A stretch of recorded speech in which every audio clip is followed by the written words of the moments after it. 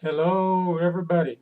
I want to welcome all my friends and clients to the Habit to Health Lifestyle Hutchinson meeting. And this is about what we're all about is changing your family tree with somebody with you or somebody you care about or love. It's all about one habit at a, one small habit at a time.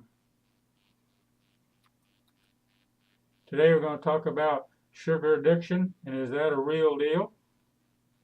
Well, let's look into that and see. First thing we need to talk about is are sugars and carbs the same thing? Well, they're really not, even though they're treated in your body almost similar ways. They both turn into blood glucose or blood sugars. And so for our purpose here, uh, when we talk about sugar, we're going to be including carbs in that. Now, an in-depth study of carbs is another presentation I'll do at a later time to explain a little bit more about that. First of all, the sugar addiction cycle.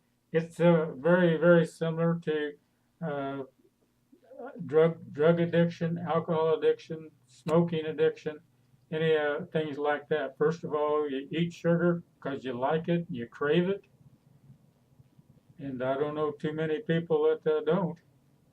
But it has addictive properties because when your blood sugars go up, then dopamine is released into the brain. This is the same chemical that is released when people uh, do drugs or alcohol or anything like that, and it goes to the opioid center of the brain and gives that pleasant, feel-good feeling. So sugars can do that. That's why they call it comfort food. And when a person makes comfort food for you, your mother used to make comfort food for you. She did not do it because she wanted to ruin your health. She's doing it because she loves you and cares about you, and she knows it makes you feel good. She doesn't realize that doing a bunch of other things that's not good. So that's another subject for another time. All right. Then when the blood sugar spike, then we have insulin. Insulin is kicked in, so we can drop those blood sugars down to a usable level. You'll notice here that the brain scan of people on cocaine or people that are obese is almost identical. Uh, People who are obese are probably hooked on sugar most likely.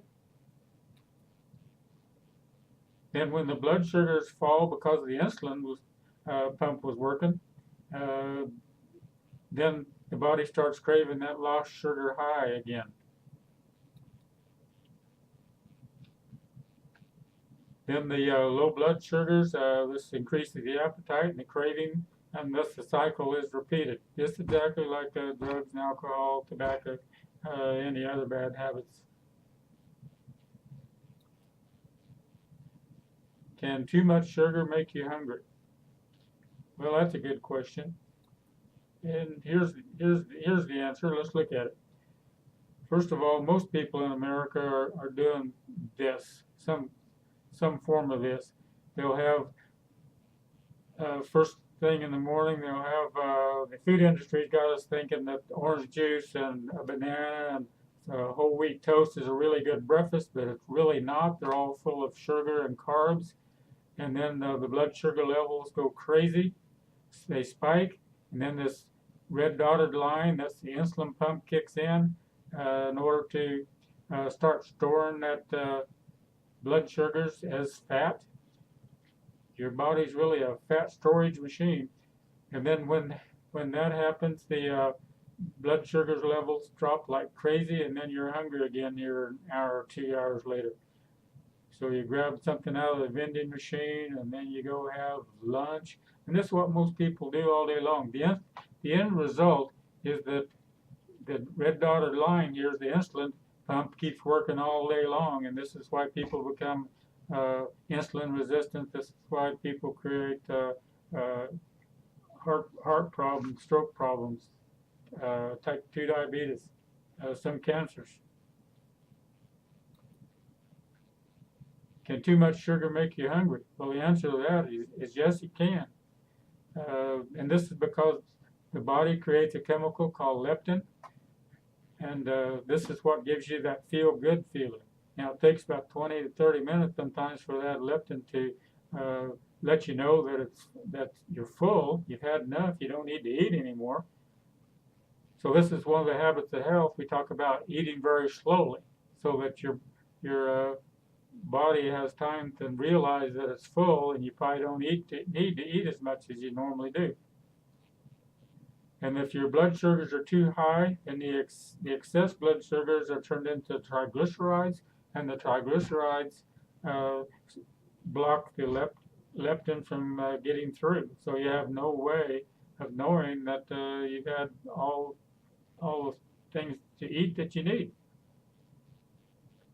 So that's why sometimes if a person's been doing a lot of sugars and carbs, it seems like they're hungry all the time, and this is the reason why. Unfortunately, most people in America are making the left-hand turn up here towards fast foods and highly processed foods. They're also making their way most likely towards that ambulance in the background. But we're all about the habits of health and learning habits of health, so we can hopefully expand our lifespan. I always put a healthy habit tip at the end here, and for those who think they have no time for healthy eating now, will sooner or later have to find time for illness. My friend Braille just loves the curtain thing there. Okay, now if you have any questions, feel free to get in touch with me. If you like this video, share it with somebody that you care about, or subscribe to my channel. That way you'll receive a notice when I make a new video. My next one's going to be on how to break the sugar addiction. So I want to thank you for tuning in and seeing what's going on, and hope this has been beneficial for you. And I thank you very much, and see you next time.